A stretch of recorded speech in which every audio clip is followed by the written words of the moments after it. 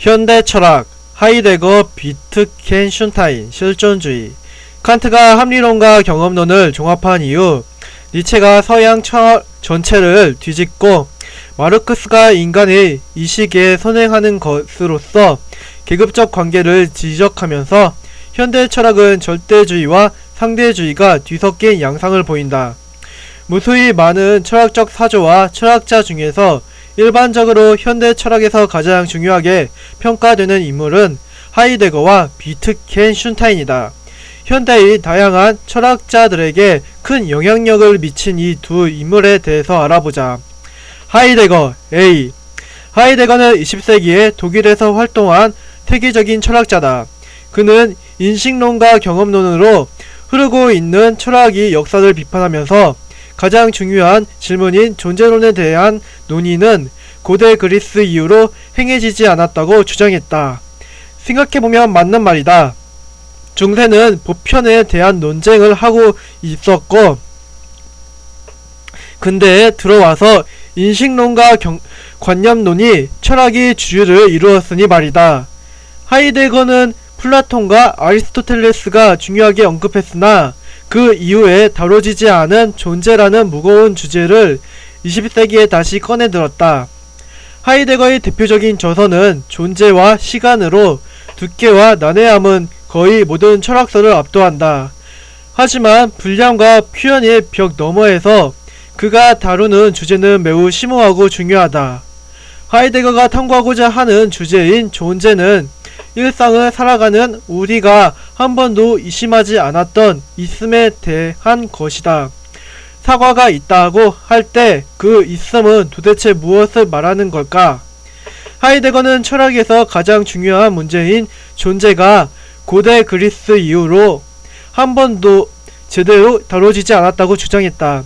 그리고 그것은 언어적 혼란에서 기인한다고 보았다. 하이데거는 존재의 문제에 접근하기 위해서 가장 먼저 언어를 명확히 한다. 이에 따라 존재와 존재자가 구분된다.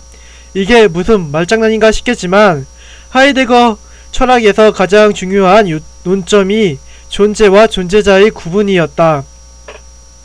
그래 따르면 사람들은 지금까지 존재와 존재자가 분명히 다름에도 불구하고 그 차이를 망각함으로써 존재자에게만 관심을 가졌지 존재를 탐구하는 데까지 이르지 못했다. 지금 존재와 존재자 사이에는 어떤 차이가 있는가?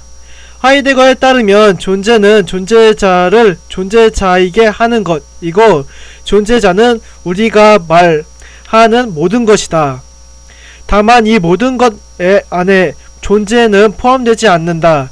존재는 특정 존재자가 아니다. 예를 들어 보자. 사과가 있다고 할 때 사과는 존재자다. 그럼 그 사과는 지금 어떤 상태에 있는가? 당연히 있는 상태에 있다. 하이데거가 주목하는 것은 사과가 사과로서 있을 수 있게 하는 그 무엇, 다시 말해 그 존재가 무엇을 의미하는가 하는 것이다.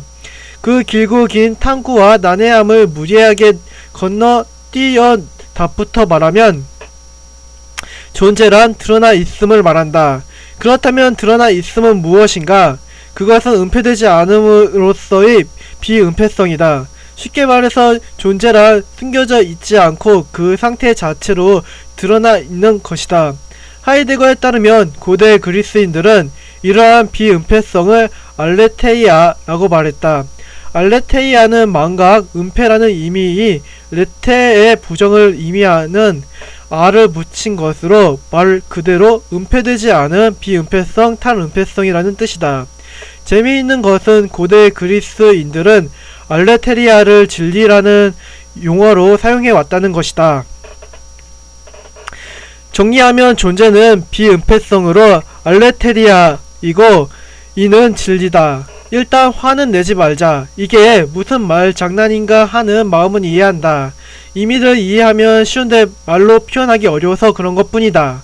이를 쉽게 이해하기 위해서는 칸트의 관념론에서 힌트를 얻어야 한다. 칸트는 세계를 둘로 나누었다. 기억하는가? 우리가 접근할 수 없는 실제 세계로서의 물자체와 세계와 나의 내면적 세계로서의 현상세계로 말이다. 인간은 현상 세계 속에 산다.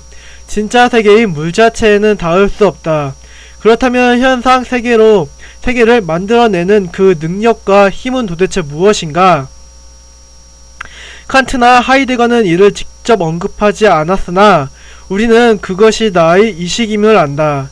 현상 세계는 나의 이식이 공간, 이식이 장에서 드러난다. 하이데거는 이 점을 고려한 것으로 보인다.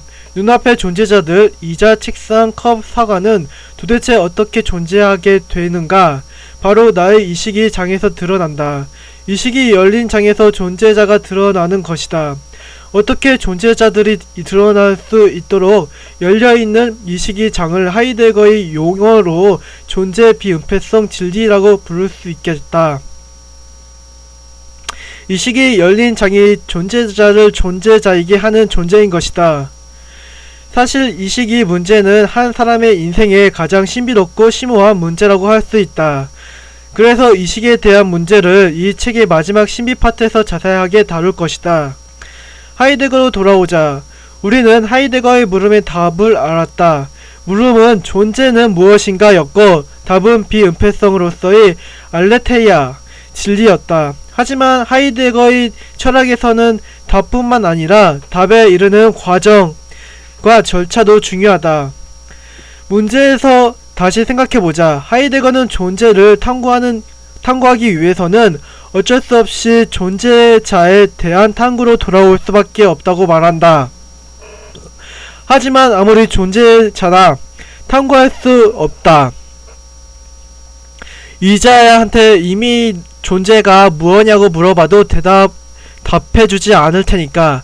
그래서 존재가 무엇인가를 물을 수 있는 존재자에게 가서 존재에 대해 물어야 한다. 그리고 그 존재자는 지구에서는 인간이 유일하다. 존재에 대한 물음은 인간으로부터 시작한다. 하지만 하이데거는 인간이라는 어휘는 오랜 기간 사용되면서 철학적 이념적으로 오염되어 오해의 소지가 크다고 생각했다. 그래서 존재가 무엇인지 물을 수 있는 존재자를 인간이라는 용어 대신 현존재라고 부르기로 했다. 현존재는 현재 존재하고 있어서 존재의 물음을 물을 수 있는 존재자다. 그런데 이러한 존재의 물음을 던질 수 있는 존재자는 현재 존재한다는 시간성을 내포한다. 이에 따라 하이데거는 존재를 탐구하기 위해 현존재의 시간성을 탐구했다. 그리고 시간은 존재의 나타남 그 자체임을 밝혔다. 그래서 그의 저서 제목이 존재와 시간이다. 단순화해보자. 하이데거의 사고의 흐름은 다음과 같다. 첫째, 서구 철학의 역사는 존재자에게만 관심이 있지 존재 자체에는 관심이 없다. 그것은 사람들이 존재와 존재자를 구분하지 못했기 때문이다. 둘째, 존재에 대한 탐구가 필요한데 존재에 대해서 묻기 위해서는 물음을 던질 수 있는 현존재를 탐구해야 한다.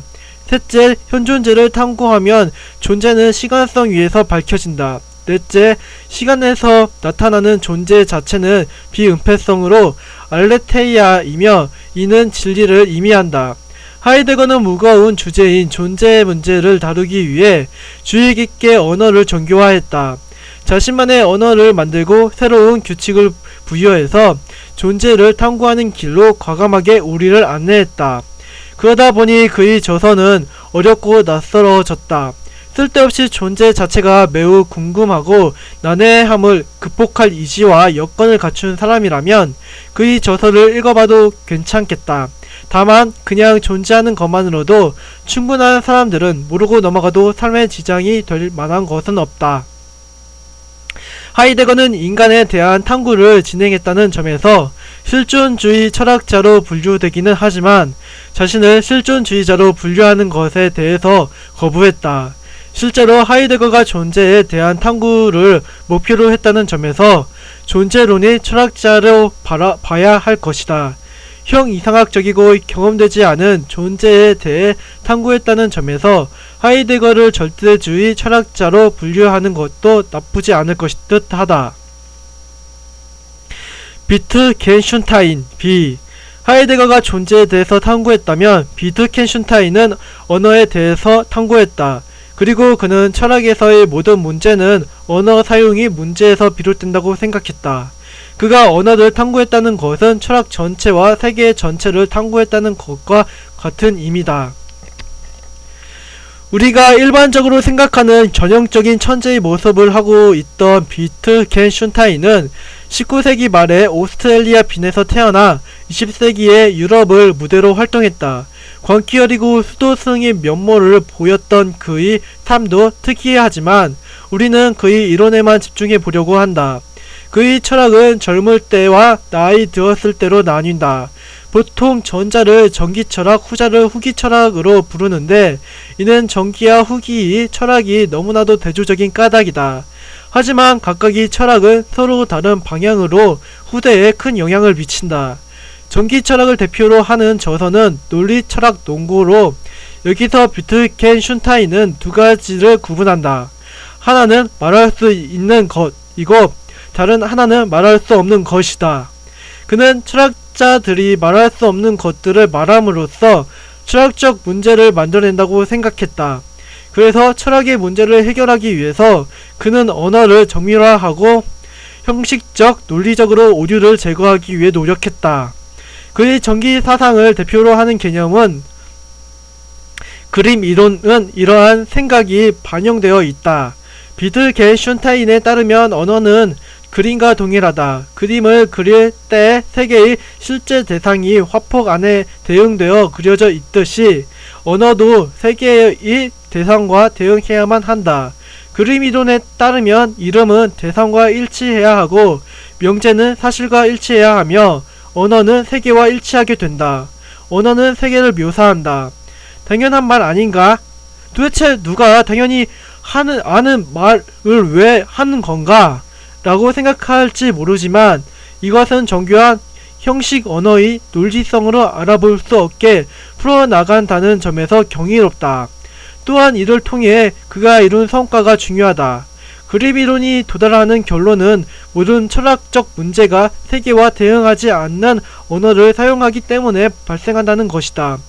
기존의 철학, 종교, 윤리, 형이상학에서 말하는 신, 영혼, 자아, 도덕은 실제 그것과 대응하는 것이 없어서 아무런 의미를 갖지 않는다. 그런데도 실제 세계와 대응하지 않은 언어를 사용해 왔기 때문에 철학은 복잡하고 고통스러워졌다. 이제 철학자의 임무는 잘못된 언어 사용 방식을 지적하고 이를 해소함으로써 문제를 해결하는 것이어야 한다. 그래서 그는 논리철학 논고의 마지막을 말할 수 없는 것에 대해서는 침묵해야 한다 라고 끝맺는다. 세계와 대응하지 않은 언어는 말할 수 없고 보여줄 수만 있다. 이 견해는 영국의 경험론과 이어지는 논리실증주의자들에게 열렬한 환영을 받았다. 경험론은 앞서 살펴본 듯 관찰과 경험을 통해서만 이론을 만들어낼 수 있다는 입장이다. 논리실증주의자들도 같은 맥락에서 경험되거나 검증되지 않은 것들에 대해 강력히 반대했다. 그런 까닭에 논리실증주의자들에게 비트겐슈타인은 자신들의 이론에 정당성을 부여해주는 거목이었다. 하지만 실제로 비트겐슈타인은 말할 수 없는 것을 무가치하다고 본 것은 아니다. 반대로 그는 정말 중요한 것은 말할 수 없는 것인데 그것을 말함으로써 가치를 훼손하는 것을 우려한 것이다. 아름다움, 신성함, 도덕성은 말할 수 없고 보여줄 수만 있다는 논리실증주의자들은 당황하게 했다.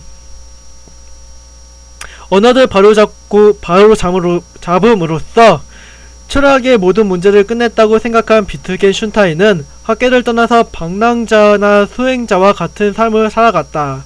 그러다가 중년이 되어 자신이 철학에 문제가 있음을 깨닫고 다 끝내지 못한 철학의 문제를 마무리하기 위해 학계로 돌아왔다.